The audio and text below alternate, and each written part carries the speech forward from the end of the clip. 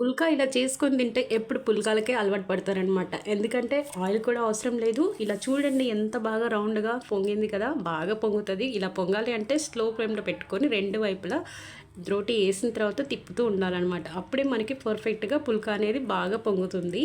మనం ఏ పిండితోనైనా చేసుకోవచ్చు. కొంతమంది ఆశీర్వాద్ అంటారు. అలా ఏం లేదు. గోధుమ పిండి మనకి మామూలుగా వైట్ లూజ్ కూడా దొరుకుతుంది కదా! దాంతో చేసినా కూడా ఇలాగే వస్తాయన్నమాట రోటీలు.